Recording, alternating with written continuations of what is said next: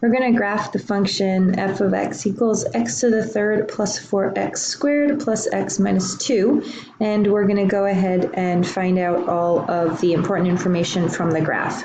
So on the home screen, and here's our home screen, we're going to go to graph.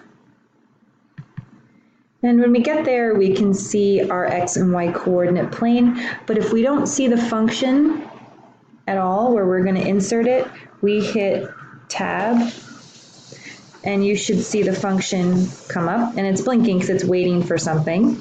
So I'm going to put in x to the third. I'm going to cursor over to 4x squared, and then plus x minus 2. I'm going to make sure it's right. Oh, I forgot a little plus sign in here. That's where a lot of our problems were today. There we go. So we make sure all of the operations are in there, and then I'm going to hit enter. There's my graph. I'm going to move the label just so we can see the maximum and minimum points. And we can pretend that there are arrows here and arrows here going down forever. But let's talk about the domain first.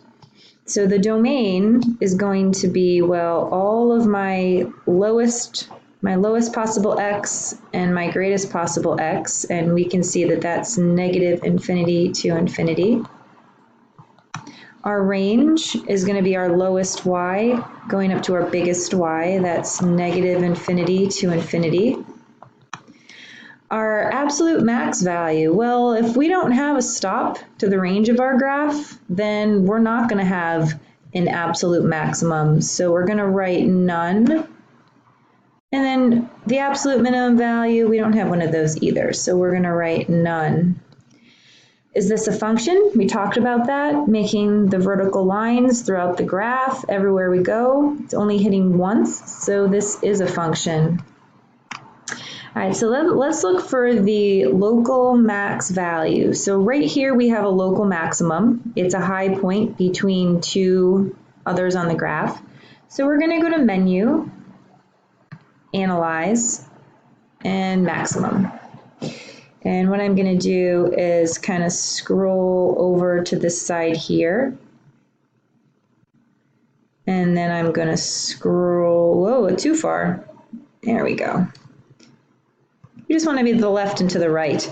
And maximum is going to be 4.88. So we have a local max value of 4.88, and it's at the x value, negative 2.54.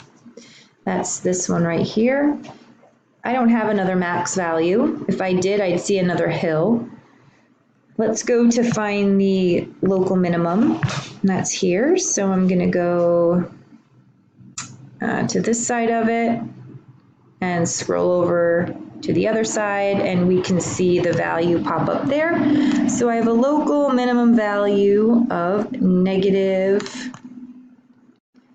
2.06, and that happens when x is negative 0.131.